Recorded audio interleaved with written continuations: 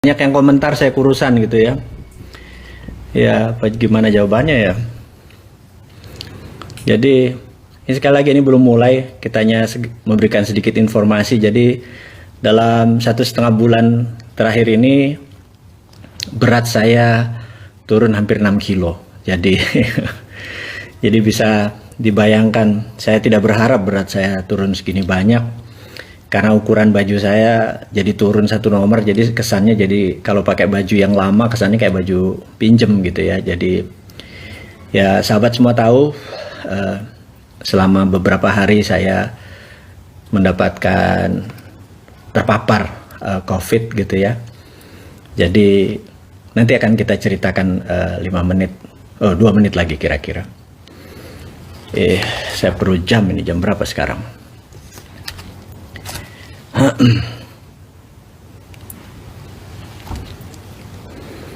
Baik, kita masih ada waktu lagi ke Bumen. Aduh, mantap-mantap ini. Rambut agak rapi gitu ya. Rambut nggak dipotong nih, udah sampai 1,5 bulan. Ciamis, oke, apa kabar? Oke, alhamdulillah. Bagi yang mau merekam suara saya, mudah-mudahan cukup bagus. Kalau yang mau mendapatkan AdSense, mumpung YouTube saya dibatasi dan beberapa media sosial dibatasi, jadi Anda mau merekam terus melebarkan atau menyebarkan, ya alhamdulillah. Baik teman-teman, beberapa detik lagi kita akan mulai acara utama kita, dimana judulnya adalah Mardiguan. Jadi kita ini akan ngegosip Mardiguan.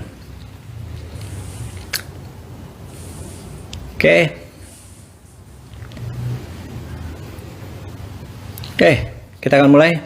Bismillahirrahmanirrahim. Assalamualaikum warahmatullahi wabarakatuh. Dimanapun sahabat berada malam ini, malam Jumat, kita tanggal 18 Desember. Setelah kita mungkin hampir 2 bulan lebih kita tidak on air, mungkin 3 bulan lebih kita tidak siaran langsung live IG. Dan saya terhormat sekali sudah bisa bersama Anda malam ini.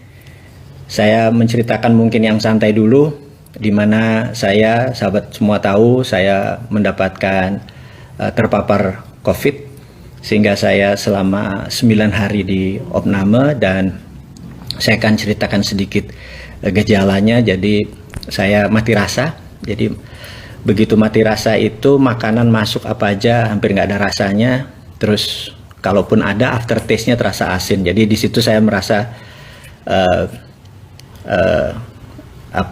cukup berat gitu ya. Terus kemudian CT thorax, dada paru-paru kanan saya sudah memutih gitu ya, sehingga dokter menyarankan saya untuk dikasih plasma. Dan ternyata plasma itu tidak sesederhana seperti yang kita cari, karena beberapa hari menunggu baru dapat di hari keempat, di mana hari 1, 2, 3 saya masih hanya dikasih Covivor, standar Avigan, standar kesehatan untuk penanganan COVID, kemudian vitamin melalui infus. Dan di hari keempat alhamdulillah kita mendapatkan plasma, dan begitu hari keempat didapat plasma inilah adalah dari seseorang yang sudah recover atau sembuh dari COVID. Ternyata plasma ini cukup luar biasa membantu penyembuhan. Logika sederhana dari dokter saya adalah orang-orang yang telah sembuh COVID, tubuhnya memiliki antibodi, dan plasmanya sudah pinter memproduksi antibodi, sudah bisa membaca apa itu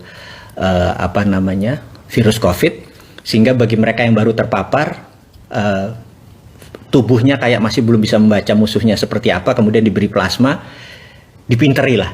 Kemudian setelah pinter, antibodi itu muncul lebih cepat, dan alhamdulillah hari ke-9 saya sudah bisa keluar dengan pertumbuhan yang cukup luar biasa. Dan alhamdulillah sekarang sudah sebulan yang lalu saya sudah seperti persyaratan yang saya komit dalam diri saya harus memberikan plasmanya kepada orang lain. Dan saya mau menceritakan adalah tidak semua yang terpapar COVID ini cocok untuk mendapatkan plasma. Jadi saya ingat dokter saya sewaktu kita melakukan recovery check, seminggu setelah saya keluar dari rumah sakit, saya bertanya pada dokter saya, apa itu plasma. Bisa saya terangkan karena saya sudah memberikan sebuah video yang ternyata direspon sangat luar biasa.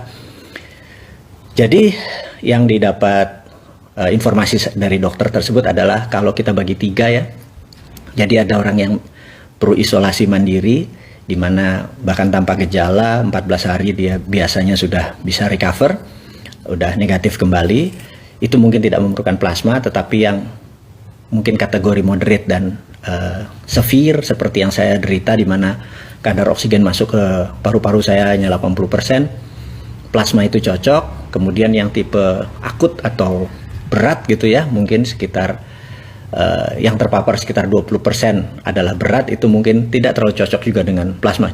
Jadi sahabat semua, plasma itu hanya untuk yang medium, yang di tengah-tengah mungkin yang lebih cocok. Dan kita ketahui bahwa 50%-an mungkin orang terpapar itu adalah tanpa gejala gitu ya. Nah, dengan demikian plasma ini pasarnya kecil dan range-nya kecil, ini udah terpapar. Jadi beda sama vaksin. Vaksin adalah preventif atau tindakan sebelum terpapar, plasma adalah tindakan setelah terpapar. Dan mungkin hanya 30% dari yang terpapar cocok dengan pendekatan plasma, karena sisanya bisa dengan vitamin. Nah, jadi kita tahu bahwa apapun yang terjadi, sahabat semua, saya pastikan masalah COVID ini lebih baik kita membuat imunitas kita bagus.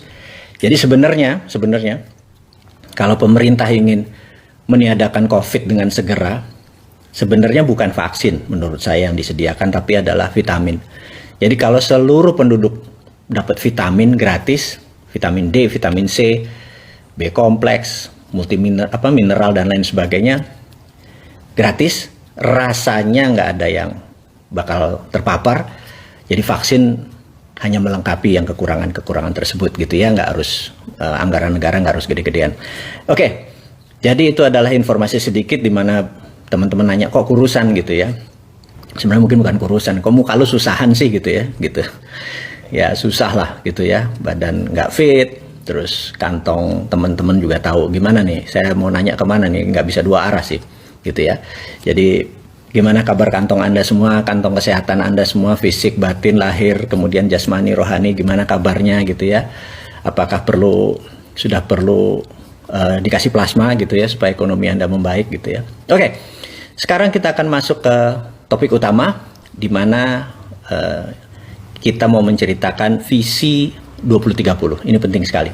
Jadi gini, Anda berbisnis, Anda mengelola negara, Anda pejabat negara, visi itu penting. Jadi man without visi atau man without vision gitu ya, manusia tanpa visi itu Paris akan hilang gitu.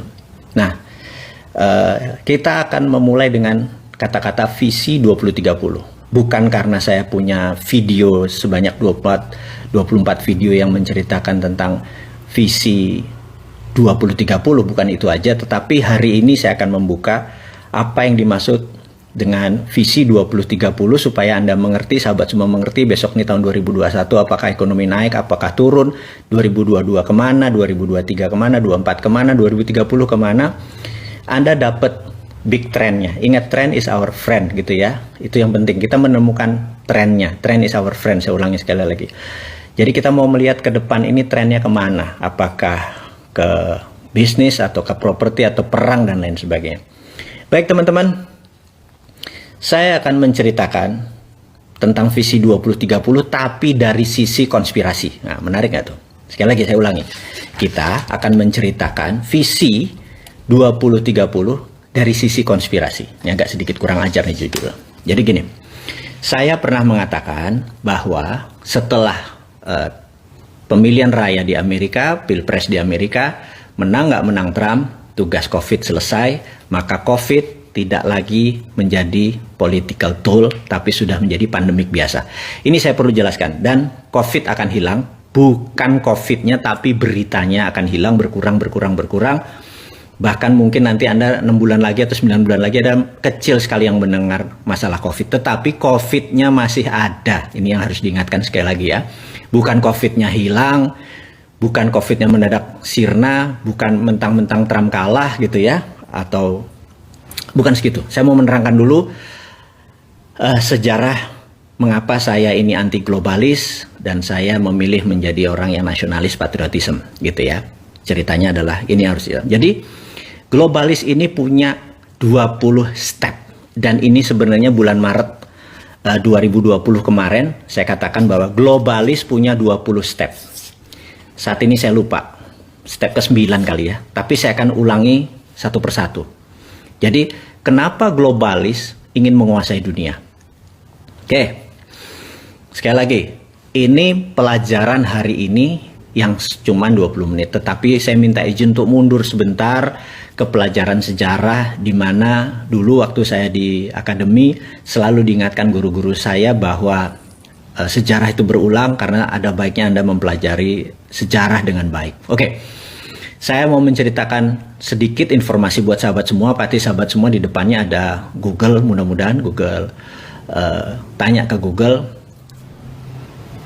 apa itu Friday the 13th? Jadi malam ini adalah malam Jumat, Friday the 13th. Itu ada peristiwa besar Oktober tanggal 13 hari Jumat di tahun 1307.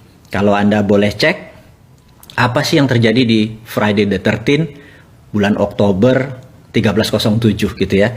Dan itu disebut bahkan Friday the 13th itu atau Jumat ke-13 tanggal 13 itu dianggap menakutkan, menyeramkan dan lain sebagainya. Karena sebenarnya apa sih yang terjadi gitu ya? Anda boleh lihat sekarang di Google apa yang terjadi. Jadi sejarah ringkasnya adalah disitulah terbantainya Knight Templar atau Kesatria Templar, pasukan perang salib, dibantai habis oleh pemimpin atau raja Prancis. Oke, sebentar, saya sabar dulu, mundur dulu ya teman-teman ya, mundur dulu, sabar, mundur dulu. Kita mundur dalam sejarah Islam, kita kenal ada perang Sabil. Kemudian dari sisi Nasrani ada perang salib, itu tempatnya sama, perangnya sama, dan orang-orangnya sama juga. Jadi di sisi Islam ada El-Cid, ada Al-Ayyubi ya, Salahuddin Al-Ayyubi, dan dari sisi Nasrani ada pasukan dari Knight Templar ini ada 200 kesatria Templar ini kebanyakan adalah orang Perancis. Nah, kita mundur lagi sekali lagi. Bahwa dulu Yerusalem adalah wilayah yang dikuasai oleh Kristen. Gitu ya, bukan Yahudi bahkan. Mereka berparu-paru dengan Yahudi, dengan Islam sebagai pilgrim atau peziarah, juga peziarah Kristen. Nah, pada saat mereka berziarah itu sering dalam perjalanan Eropa ke Yerusalem sering terjadi perampokan dan lain sebagainya. Sehingga Knight Templar ini di awal-awalnya adalah melindungi para pilgrim tersebut untuk sampai dengan selamat ke Yerusalem dan kembali lagi ke negara masing-masing. Nah, singkat cerita, harta-harta mereka ini ternyata oleh Knight Templar daripada dibawa dan beresiko, akhirnya disinilah tercipta yang namanya giro billiet atau cek pertama kali ada di dunia. Jadi kalau mereka bawa uang, misalnya kita kasih contoh pakai mata uang sekarang 1 juta rupiah gitu ya, cukup di kertas itu 1 juta, nanti ketemu Knight Templar penguasa di Yerusalem, 1 juta itu dicairkan gitu ya. Ini adalah transaksi keuangan awal-awal dulu gitu ya, dan pemegangnya, pengontrolnya adalah Knight Templar. Nah, ada 200 kesatria dan kebanyakan adalah orang Perancis. Jadi mereka adalah jago-jago perang di zamannya perang salib dan perang Sabil itu hampir nggak ada yang mati dari Templar. Memang jago sekali mereka bertempur atau berperang. Nah, singkat cerita kaum Muslim menang dan menguasai Yerusalem. Itu ya, kita lompat dulu sebentar ya, Nah, kejayaan Templar ini dengan kekayaan yang demikian banyak karena dia mengontrol uang, dia juga dapat perpuluhan dari para pelindung-pelindung perjalanan tadi, sangat kaya, bahkan 200 castle kerajaan mereka ini, mereka kesatria tapi tinggal di castle yang sangat banyak hartanya tadi. Suatu hari di Perancis, kerajaan Perancis, saya lupa 13 atau 12 ya, Louis keberapa, itu Paulus, nah sekali lagi Templar ini mungkin bisa dikatakan dikhianati oleh pausnya dia. Paus melihat bahwa hartanya Templar ini boleh diambil lagi sama Vatikan atau sama Paus, di mana dia minta dukungan dari raja. Sekali lagi, sementara Raja Perancis juga memerlukan harta yang banyak dan sangat iri dengan kesuksesannya kaum Templar ini, dan mereka membuat membuat strategi, membuat skenario akan menyerang atau menangkap atau membunuh para kesatria Templar ini, dan peristiwa itu terjadi pada tanggal 13 hari Jumat Oktober 1307. 40% Templar mati, habis semua mereka. To our surprise, alias yang mengejutkan adalah tidak ada 1 sen pun atau tercecer atau emas atau barang-barang berharga yang mereka bisa ambil dari castle-castle atau istana-istana para Templar tersebut, dan ini sangat mengejutkan. Ternyata mereka berhasil menghilangkan atau membawa lari ataupun bagaimana, dan benda itu nilainya luar biasa besar. Oke, kita lompat ceritanya. Cerita Templar selesai, Templar tahu-tahu tidak ada di permukaan. Dan di abad itu adalah abad 14 ya, 13 sekian. Di abad 15 ada yang menarik. Teman-teman boleh cek. Semua penemuan-penemuan besar itu ada ongkosnya. Galileo Galilei, Copernicus, Gutenberg menciptakan mesin printing. Saya lupa apa yang tercipta, mungkin Darwin, Newton dengan Principia of Mathematicanya gitu ya. Pada saat 14 sekian dan 15 sekian mendadak Eropa menjadi dunia baru, pinter semua dan teknologi maju dengan cepat, padahal teknologi dan kemajuan teknologi dan peradaban itu memerlukan biaya mahal. Nah, maka sejarawan sekali lagi menduga bahwa harta-harta Templar tadi yang di permukaan jadi shadow, menjadi pembiaya semua penemuan-penemuan teknologi. Kemudian seperti bank pertama kali diciptakan di Italia, printing money pertama kali diciptakan di beberapa negara Eropa, masih belum berupa negara Eropa tapi kerajaan. Bahkan bank tertua di dunia di Italia sampai saat ini udah 500 tahun pun masih hidup, masih ada, masih jalan. Yang kita mau mengingatkan adalah menduga bahwa tadinya Templar dengan kekayaan di permukaan, mereka main shadow. Oke, kita lanjutkan shadow ini ya.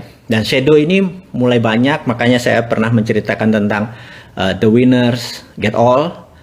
Jadi mereka mengontrol vena, mereka mengontrol bukan uangnya, tapi jalur distribusi keuangan tersebut yang mereka kontrol. Nah, kita tahu di abad 20, 1910, ya kita lompat lagi, 1910, waktu itu mata uang dunianya ada 2 yang besar, yaitu pound sterling dan Swiss franc. Harus diingat, dan nomor 1 tetap pound sterling. Pound sterling menguasai 80% transaksi di dunia di awal-awal abad 20, tentunya abad 19 dia lebih berkuasa. Jadi teman-teman harus mengingat bukan dolar atau belum dolar. Nah, di 1910 ada sebuah rapat yang sangat fenomenal. Jadi kalau di 1989 kita lompat sebentar ke Tiongkok, China. Di situ ada The Secret Meeting That Changed China tahun 89. Nah, tahun 1910 ini ada The Secret Meeting That Changed Dollar, ya dolar gitu ya. Jadi ada sebuah meeting besar di Jacqueline Island. Jadi teman-teman boleh cek Jacqueline Island 1910 gitu ya. Apa yang terjadi? Jacqueline Island 1910. Nah, di situ akan Anda lihat bahwa ada rapat yang luar biasa antara Partai Republik seperti sekarang ini lagi rapat dengan Partai Demokrat yang diinisiasi oleh keluarga Rothschild. Sekali lagi ya, kita akan masuk sebuah nama nih, keluarga Rothschild. Oke. Kemudian apa inisiasinya?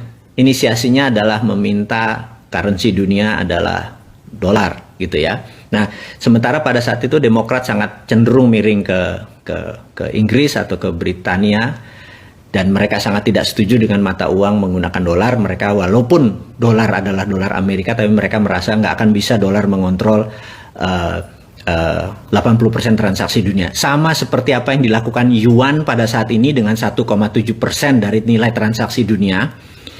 Kita tahu 70-80% adalah menggunakan dolar. Toto yuan menyatakan dirinya akan challenge Amerika. Jadi sama persis seperti apa yang dimaui Rothschild, yaitu walaupun pound sterling dan Swiss franc juga dikuasai Rothschild, tapi dia ke depan melihat bahwa dolar is the future, dolar is the sunrise.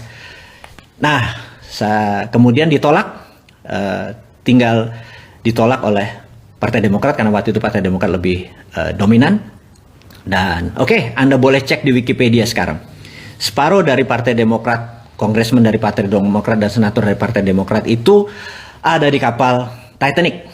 Dan kita tahu kapal Titanic siapa yang membiayai, dan kemungkinan besar kapal itu ditenggelamkan. Dan kita semua tahu begitu rapat kembali untuk menyatakan dolar adalah akan menjadi world currency, Partai Demokrat hanya separuh dan Kongres menandatangani semua. Akhirnya the winner is Rothschild, gitu ya. Nah, Anda kalau saya ngomongnya ngawur, Anda cek di Wikipedia. Dan kalau di Wikipedia di situ ada Jacqueline Island, ada 1910, ada Rothschild yang membiayai Titanic, ada separuh Partai Demokrat anggotanya mati di kapal Titanic. Semua ada di Wikipedia, bukan ngarang saya ini. Saya cuma teman-teman yang muda-muda yang belum ingat, ya saya ingatkan aja. Ini pelajaran-pelajaran dasar. Mungkin saya ada miss waktu atau miss jumlah, tapi kita semua get the point lah maksudnya. Oke. Jadi berapa? 35 tahun kemudian 1945 pada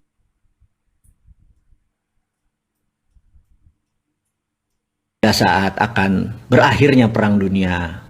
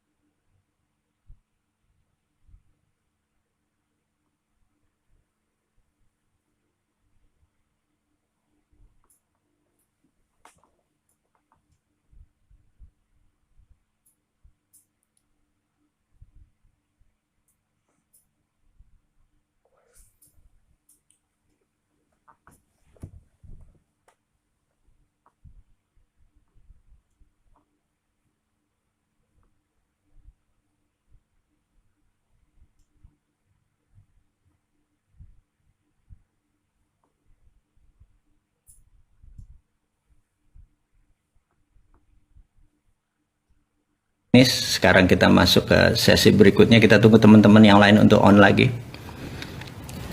Kita tunggu sebentar ya, kita tunggu sebentar. Maaf tadi kejeda sebentar. Sampai mana tadi? Saya tolong diingatkan. Tadi ada berapa? 6.700 teman-teman kita ya. Kita tunggu. Kena hack kaum globalis. Oke. Oke, kita tunggu sebentar. Oh, sampai 1945. Oke. Kita tunggu lagi teman kita tadi hampir 7.000 kali, 6.000 sekian gitu ya. Ini masih 3.000. Kita tunggu sebentar ya. Kayaknya kita kekencengan nih ngomongin tentang ini. Kayaknya belum pernah saya di tengah-tengah live IG ini atau dapat gangguan. Kita tunggu sebentar ya teman-teman, mohon maaf. Jadi teman-teman yang bergabung,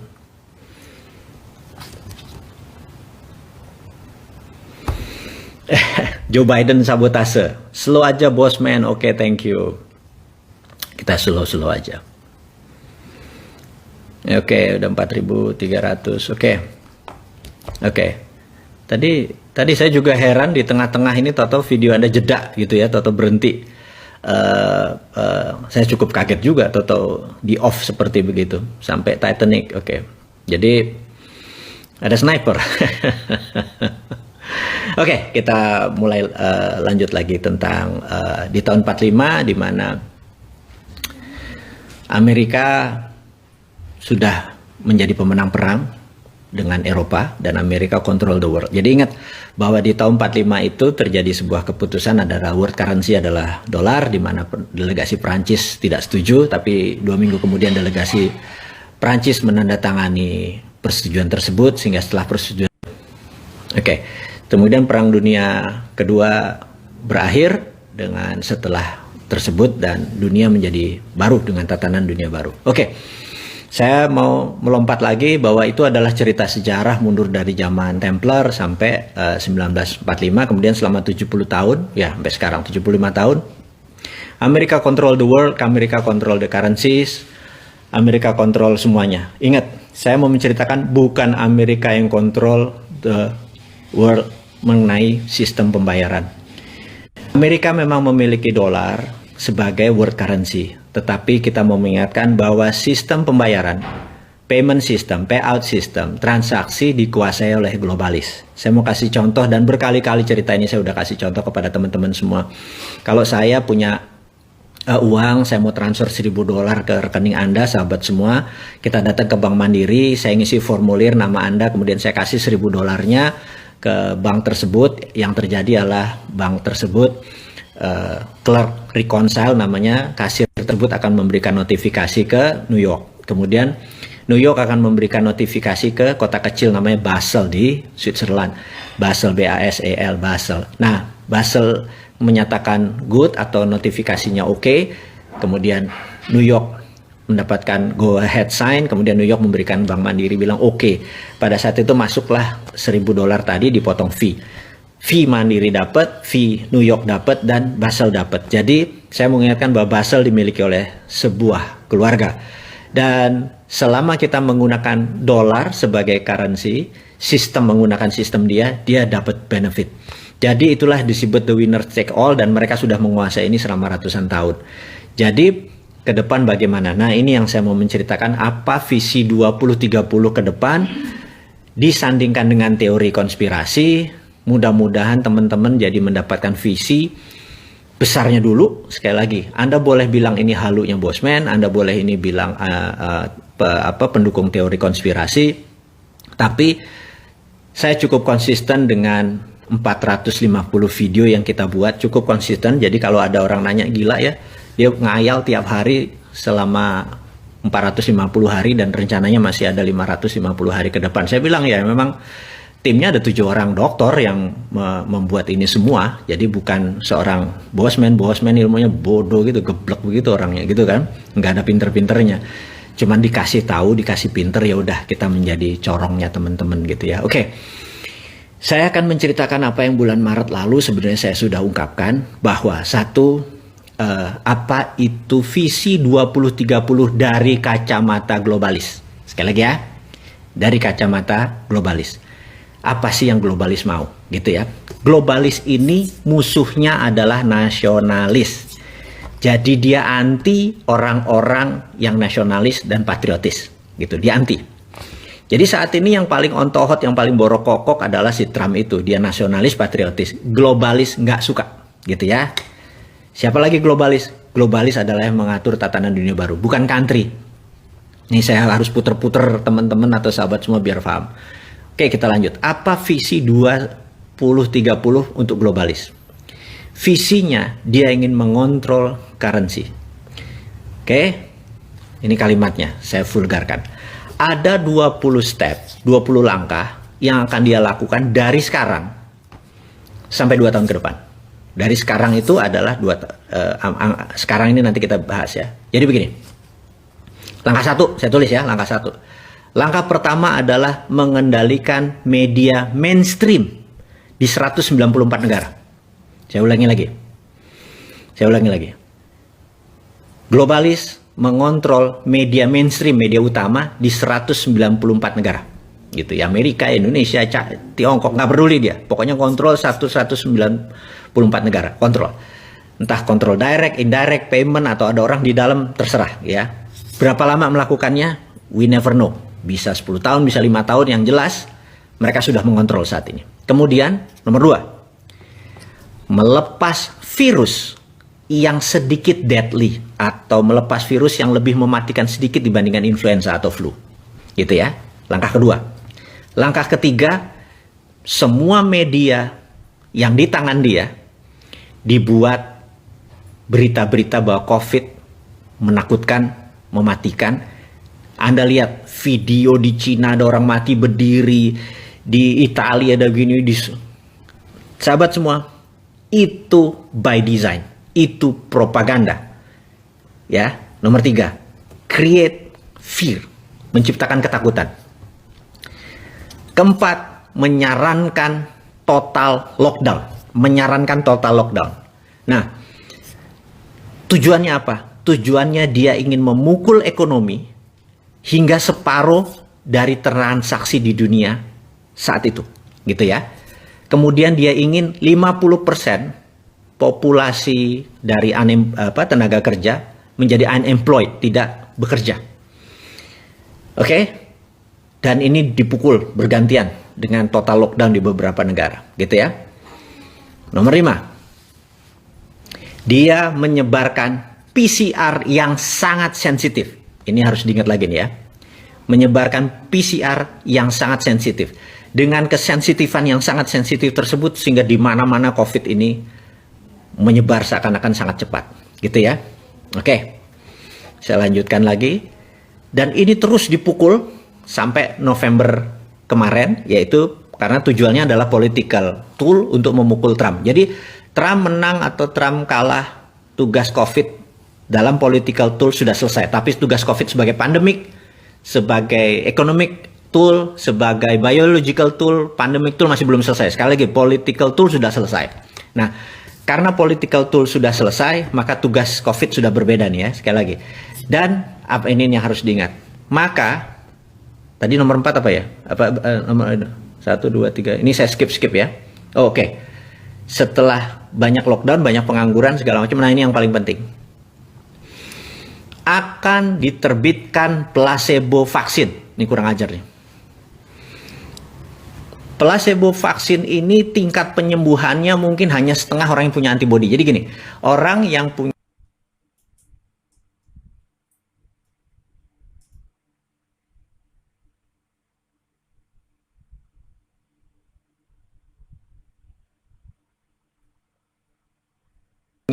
kena COVID,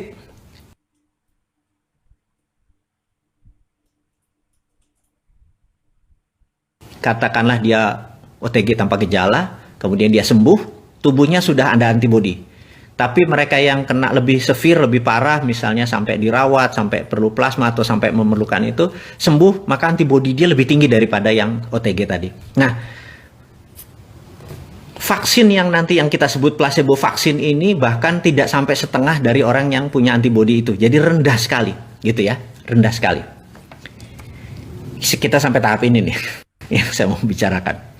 Lalu nanti, sekali lagi, ini belum terjadi. Ada 20, ini nomor 8. Saya ada beberapa yang saya... Ya, sekarang kita mau nanya, kenapa ini 1 tahun mendadak ada vaksinnya gitu ya. Oke, kita sekedar skip, hanya pertanyaan kritis aja. Nanti setelah ini, setelah vaksin placebo ini diterbitkan, ini sekali lagi saya baca dari data apa yang dimaukan oleh para globalis. Yang nggak percaya teori konspirasi, anggap ini dongeng gitu aja ya. Setelah ini akan disebar PCR yang low sensitivity. Jadi ingat ya, tadi disebar PCR yang high sensitif, sangat sensitif. Jadi semua orang akan jadi kena. Ini sekarang dibalik. Dia akan memberikan yang low sensitivity sehingga seakan-akan vaksinnya efektif. Ini sadis yang ngomongnya ya. Saya minta maaf nih. Jadi dengan ada PCR yang nanti disebar adalah low sensitivity, kesannya vaksin efektif. Oke. Ini apa efeknya? Efeknya manusia di seluruh dunia merasa vaksin, merasa sekali lagi, dan COVID terkalahkan. Di sini berita akan terus turun hilang. Tapi sekali lagi saya mau ngomongin nanging gitu kalau Jawanya. Tapi COVID masih ada, dan COVID masih satu level deadly atau mematikan daripada flu, gitu ya. Jadi nanti Anda bisa bayangkan, kok kayaknya udah sembuh tapi bos ini mendadak 4 hari isolasi mandiri, 21 hari isolasi mandiri, terus bergilir. Jadi tahun 2021 apa yang terjadi? Jangan harap Anda akan merasa bahwa ini udah take off. Anda di trap. Anda emang sengaja mau dikenain oleh kaum globalis itu supaya terpapar lebih dari 60% penduduk dunia. Itu targetnya. Dengan terpapar itu dengan tingkat kematian 3-4%, hilang berapa puluh ribu atau ratus ribu manusia. Itu tujuan mereka, gitu ya. Dan sekali lagi ini teori konspirasi, Anda boleh nggak percaya. Wes sakarepmu, bosman kok gitu, nggak sakit hati kita. Nah, lanjut ya. Nah, setelah tadi PCR tadi di low sensitivity, orang lupa, orang keluar lagi, tapi waduh, yang sakit, yang terpapar yang kesana kemari makin lebih cepat. Itu maunya mereka, dan ekonomi makin berantakan karena kita makin kikuk kok ini lockdown apa enggak, PSBB apa enggak, makin kusut. Dunia ke depan itu makin kusut gitu. Nah, lalu siap apa yang mereka luncurkan? Mereka akan meluncurkan digital currency, ini yang sebenarnya mereka mau gitu. Karena itu di tahun 2030 bukan 194 currency di dunia ini, mungkin tinggal 100-an. Karena negara Afrika jadi satu currency, mungkin ASEAN jadi satu currency gitu ya, kayak euro gitu ya, jadi satu currency. Afrika Amerika Latin satu currency, jadi beberapa negara akan membuat gitu beberapa currency. Dan currency sekali lagi diduga di 2030 sampai 2045 digital currency-nya si globalis cabal ini atau kelompok society ini, secret society ini akan menguasai 60% transaksi dunia. Semua menggunakan digital. Dan dengan chaosnya ini, mata uang dunia akan mulai nggak ada nilainya, maka mata uang digital ini akan mulai berkuasa. Jadi mata uangnya, jadi dulu mereka mengontrol adalah venanya atau nadinya. Uangnya tetap dari negara-negara seperti Amerika, China, dan nanti mereka ini ngontrol payment sistemnya, ngontrol uangnya, dan benar-benar fisiknya mereka kontrol. Itu cita-cita mereka. Jadi ingat, lihat kesamaan dari 1307 sampai sebelumnya, dari pilgrim atau peziarah-peziarah tadi, peziarah yang dari timur dari Eropa segala macam, mereka sama kontrol transaksi sampai saat ini. Jadi ke depan digital currency-nya akan dipakai adalah digital currency milik globalis cabal. Karena itu 2 tahun yang lalu dites dengan Libra, ternyata Libra disemprit oleh nasionalis. Ini sekali lagi diingat. Kemudian sekarang mereka mulai akan tahun depan, 2 tahun lagi, atau mungkin menurut saya mungkin tahun depan mulai diluncurkan. Itu adalah awal-awal. Nah, infrastruktur payment system seperti Alipay, WeChat Pay itu sudah di tangan mereka semua. Mungkin sebentar lagi GoPay, Dinaran disikat semua.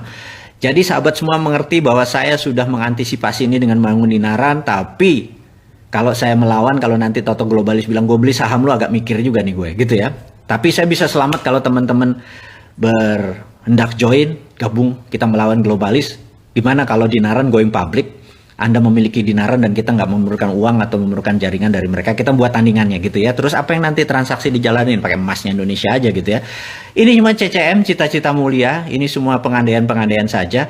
Tapi sahabat semua, di diskusi ringan di malam Jumat, setelah Isya ini, sebelum Anda istirahat, menikmati malam Anda setelah makan malam dan bergosip dengan Bosman ini, saya sekedar mengingatkan bahwa 2030 globalis memang merencanakan akan menggunakan digital currency untuk menggantikan dolar. Sekali lagi, jadi ingat ya, 1910 mata uangnya masih pound sterling yang menguasai 70% transaksi dunia, mereka akan menggunakan dolar, dan 35 tahun kemudian mereka sukses. Dan apa yang mereka lakukan sekarang, 2019 pertama kali diluncurkan COVID, karena itu namanya COVID-19. 1 tahun kemudian tugas COVID supaya political tool selesai, ini sekedar saya sarikan. Kemudian selama 10 tahun ke depan mereka akan membuat digital, akan meluncurkan digital currency system di mana mereka akan menguasai dunia mungkin 2045. Dan sekali lagi teman-teman, saya sangat menyarankan untuk Anda mengenal dunia digital, karena di 2030 ada penguasanya adalah semua digital. Kita tahu bahwa perusahaan-perusahaan besar akan berbeda aturan mainnya. Nah, singkat cerita teman-teman, saya memiliki video, 24 video berjudul Visi 2030. Seluruh yang dilakukan oleh globalis cabal tadi, saya sudah punya antisipasinya, gitu ya. Ini bukan bullshitter nih, saya punya antisipasinya. Jadi counternya sudah punya. Kita adalah nasionalis patriotis. Kita menggunakan kekuatan tanah air kita untuk mengelawan globalis. Ingat, globalis musuhnya adalah nasionalis. Jadi ciri-ciri globalis ada global supply chain dan sebagainya. Nah, dengan ada yang mereka lakukan sekarang, kita kasih solusinya, 24 video. Ada video narasi namanya Visi 2030. Jadi kenapa saya buat Visi 2030 tersebut? Untuk mengantisipasi visi yang dibuat oleh para globalis. Mudah-mudahan teman-teman dimanapun Anda berada, Bosman ujung-ujungnya jualan. Memang Bosman jualan, gimana sih? Jokowi aja jualan kok, jualan virus, jualan vaksin, jualan citra dirinya gitu ya. Dan sekali lagi saya mengingatkan teman-teman dimanapun, saya mohon maaf, kita potong dulu ya, karena itu baru nomor berapa tadi? 7, di mana saya ulangi, di mana mereka akan memberikan placebo vaksin, kemudian nanti ada PCR yang tidak sensitif kesannya vaksinnya efektif, kemudian akan diluncurkan digital currency. Itu nomor 10.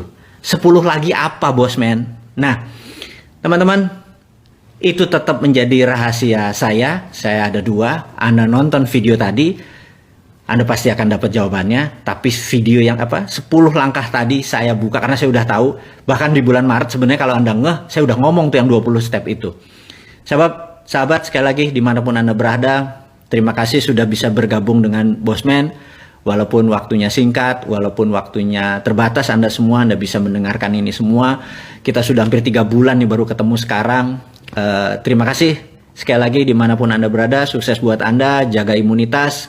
Saya mohon diri, sehat selalu buat Anda semua. Assalamualaikum warahmatullahi wabarakatuh.